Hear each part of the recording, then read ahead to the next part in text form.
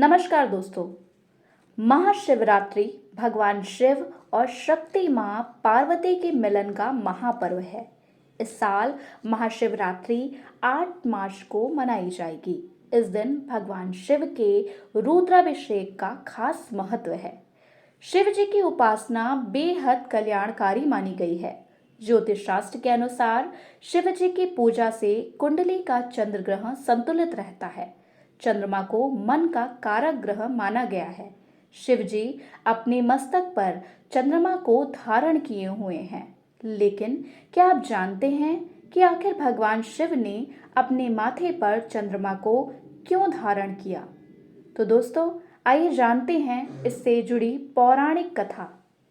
पौराणिक कथा के अनुसार समुद्र मंथन के दौरान सबसे पहले विष निकला। कहा जाता है कि दुनिया को विष के प्रभाव से बचाने के लिए भगवान शिव ने उस विष को पी लिया। विष के प्रभाव से शिव जी का शरीर बेहद गर्म हो गया, जिसको दूर करने के लिए शिव जी ने चंद्रमा को अपने माथे पर धारण किया।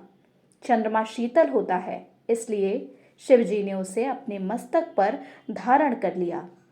कहा जाता है कि तभी से भगवान शिव के माथे पर चंद्रमा विराजमान है।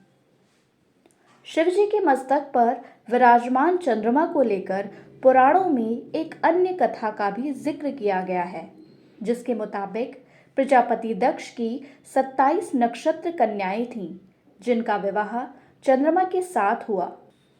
लेकिन चंद्रमा को सबसे अधिक प्यार रोहिणी से था, जिससे दुखी होकर प्रजापति दक्ष की अन्य कन्याओं ने उनसे शिकायत की। प्रजापति दक्ष इस बात को सुनकर बहुत क्रोधित हुए, जिसके बाद उन्होंने चंद्रमा को क्षय रोग से ग्रसित होने का श्राप दे दिया। श्राप के प्रभाव से चंद्रदेव क्षय रोगों से ग्रसित होने लगे, जिसके परिणाम स्वरूप उनकी सुंदरता भी धीरे धीरे कम होने लगी। कहते हैं कि चंद्रमा ने प्रजापति दक्ष के इस श्राप से छुटकारा पाने के लिए भगवान शिव की उपासना की। चंद्रमा की कठोर तपस्या से शिव जी प्रसन्न हुए और उनके प्राण बचाए। साथ ही उन्हें अपने मस्तक पर स्थान दे दिया।